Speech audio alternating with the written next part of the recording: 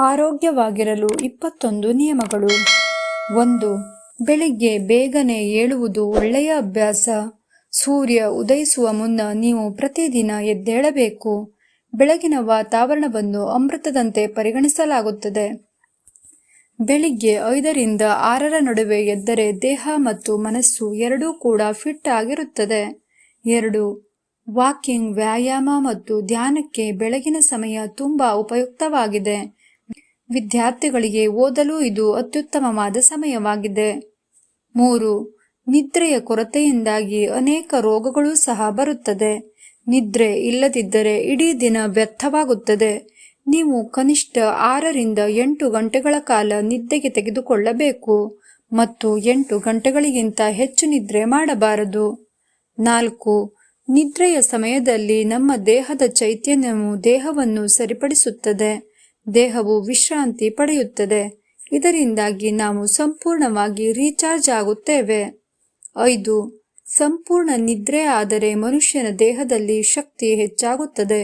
ಮನಸ್ಸು ಉಲ್ಲಾಸದಾಯಕವಾಗಿರುತ್ತದೆ. ಯಾವುದೇ ಕೆಲಸ ಮಾಡಲು ಜೋಶ್ ಬರುತ್ತದೆ. ಇಡೀ ದಿನ ಫುಲ್ ಆಕ್ಟಿವ್ ಆಗಿ ಇರಲು ಸಾಧ್ಯವಾಗುತ್ತದೆ. ಇದರಿಂದ ಕನಿಷ್ಠ 6 ಅಥವಾ 8 ಗಂಟೆ ನಿರಂತರ ನಿದ್ರೆ ಮಾಡಿ. 6. ಪ್ರತಿದಿನ ವ್ಯಾಯಾಮ ಮಾಡಿ. ಪ್ರತಿದಿನ ವ್ಯಾಯಾಮ ಮಾಡುವುದು ಅದು ನಿಮ್ಮನ್ನು ಆರೋಗ್ಯವಾಗಿಡಲು ಹೆಚ್ಚು ಸಹಾಯ ಮಾಡುತ್ತದೆ. ಕನಿಷ್ಠ 20 ನಿಮಿಷಗಳಷ್ಟು ವ್ಯಾಯಾಮವನ್ನು ತಪ್ಪದೇ ಮಾಡಿ.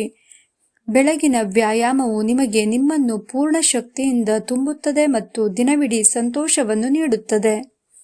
7. ಆರೋಗ್ಯವಾಗಿರಲು ನೀರು ಕುಡಿಯಿರಿ. ಬೆಳಿಗ್ಗೆ ಎದ್ದಾಗ ಖಾಲಿ ಹೊಟ್ಟೆಯಲ್ಲಿ 3 ರಿಂದ 4 ಗ್ಲಾಸ್ ನೀರು ಕುಡಿಯುವುದು ಅತಿ ಅವಶ್ಯಕ. ಅಂದರೆ ಸುಮಾರು 1 ಲೀಟರ್ ಅಷ್ಟು ಉಗುರು ಬೆಚ್ಚಗಿನ ನೀರನ್ನು ಕುಡಿದರೆ ಅದು ನಿಮ್ಮ ದೇಹದಲ್ಲಿರುವ ವಿಷವನ್ನು ಅಂದರೆ ಟಾಕ್ಸಿನ್ ಅನ್ನು ಹೊರಹಾಕುತ್ತದೆ. ನೀರು ಕುಡಿದ 45 ನಿಮಿಷಗಳವರೆಗೆ ನೀವು ಏನನ್ನೂ ತಿನ್ನಬೇಕಾಗಿಲ್ಲ ಎಂಬುದನ್ನು ನೆನಪಿಡಿ. 8. ಬೆಳಿಗ್ಗೆ ಯಾವಾಗಲೂ ಹೆಲ್ದಿ ಬ್ರೇಕ್ಫಾಸ್ಟ್ ಅನ್ನು ಮಾಡಿ. 9. ನೀವು ತಿನ್ನುವ ಆಹಾರವನ್ನು ನುಂಗುವ ಮುನ್ನ ಕನಿಷ್ಠ 25 ಬಾರಿ ಅಗೆಯಿರಿ. 11. ಬೆಳಗಿನ ಆಹಾರವನ್ನು ಸೂರ್ಯ ನೆತ್ತಿಗೆ ಬರೋಕೆ ಮುಂಚೆ ಆಹಾರವನ್ನು ಸೇವಿಸಿ. 12.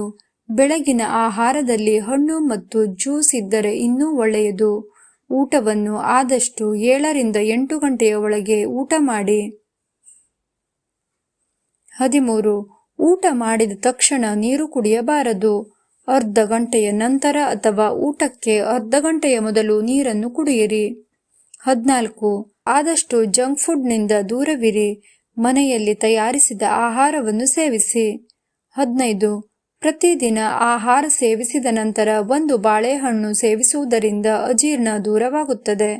16. Ice cream, chocolate, cold drinks ಅಥವಾ ಯಾವುದೇ ಸ್ವೀಟ್ ಪದಾರ್ಥ ಸೇವನೆ ಕಡಿಮೆ ಮಾಡಿ. 17. ಸಕ್ಕರೆ ನಮ್ಮ ದೇಹಕ್ಕೆ ಹಾನಿಕಾರಕವಾಗಿದೆ.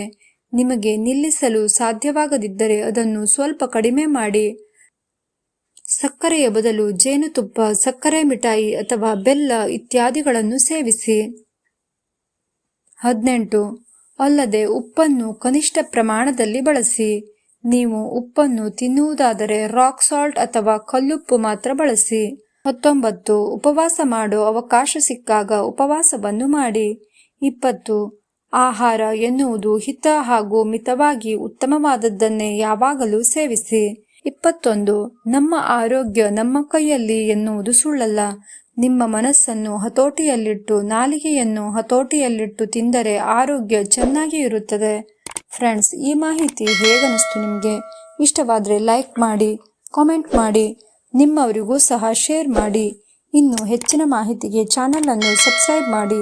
ಇಷ್ಟೊತ್ತು ಈ ವಿಡಿಯೋವನ್ನು ನೋಡಿದ್ದಕ್ಕಾಗಿ ತುಂಬಾ ಧನ್ಯವಾದಗಳು.